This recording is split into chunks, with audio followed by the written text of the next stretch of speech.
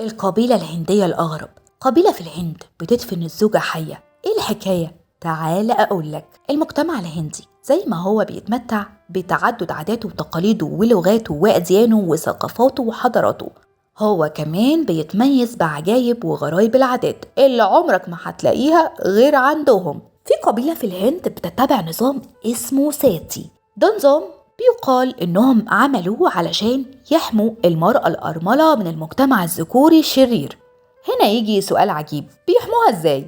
بإنهم بيخيروها يا إما تدلقي على نفس الجاز أو ندفنك جنب جوزك. الموضوع ممكن يكون وانت بتسمع عنه تحس إنه خدعة أو فيك أو مش حقيقي أو تجني على الدين والأخلاق، لكن نظام ساتي اللي بتتبعه القبيلة بيحتم على الست اللي بيموت جوزها إنها تحصله عشان تبقى معاه في حياته الجديدة. الله، وانا مالي يا لمبي؟ يعني هتموت هموت معاك، ما عندهمش نهاية للحياة الزوجية. وقال أستاذ التاريخ في جامعة دلهي في نود راجا إن كلمة ساتي معناها المرأة الطاهرة أو المقدسة اللي بتضحي بنفسها علشان جوزها. ووفقا لفلسفة طبقة الراجابوت بإن ساتي خلت المرأة الهندية قادرة على إنها تقدم نفسها كهبة، وهي كان بإمكانها إنها تخلص نفسها هي وأولادها من هم البعث من جديد أو التجسيد.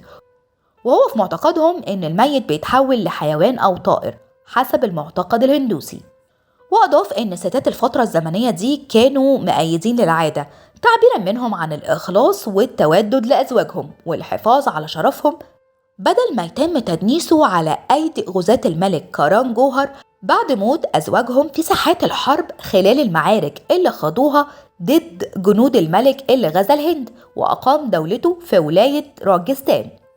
وذكر راجا إنه ما يعرفش للنظام الساتي أي أصل محدد، إلا إنه نسب لزوجة إلههم شيفا اللي ضحت بنفسها لرد كرامة جوزها. بعد ما أبوها داكشا أقام وليمة ودعا كل الآلهة ما عدا جوزها شيفا، وده السبب اللي خلاها تغضب من أبوها وتبقى أول ست تضحي بنفسها علشان جوزها. نظام الساتي اللي خرج في القرن الأول والتاني للميلاد اترفض بعد كده من باقي الطوائف الكتيرة من المجتمع الهندي. كمان إن كل الكتب الدينية عندهم موافقتش على العادة دي، وأكدت إن الإنسان مش لازم يضحي بحياته فداء للآخر مهما كان، وإن حياة الإنسان مقدسة وليها قيمة عظيمة سواء كان ذكر أو أنثى. وذكرت كتب الفيشنو الهندوسية المقدسة إن عادة الساتي كانت بتتمارس ما بين القرن الأول والتاني للميلاد، وكانت تعتبر بديل تتخذ المرأة اللي مش بإمكانها إنها توفر حياة كريمة شريفة لنفسها بعد ما بيتوفى زوجها. وعلى الرغم من استنكار الكل للنظام الغير الإنساني ده، كانت قصص المهبراتا بتحكي إن امرأة تدعى المدري ضحت بنفسها في موكب وداع زوجها، وده كان في القرن السادس للميلاد. وقال الدكتور راجا إن نظام الساتي كان بيتمارس في ولاية الهند الشمالية والجنوبية، إضافة لأنه كمل في عهد المغول.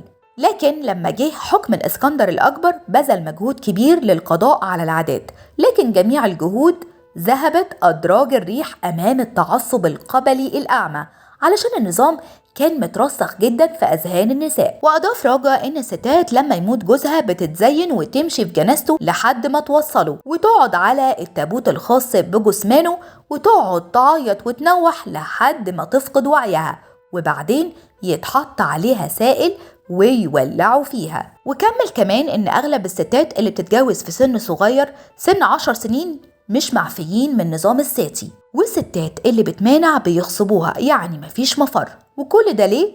خوفا من تدنيس شرفهم بعد وفاة الزوج.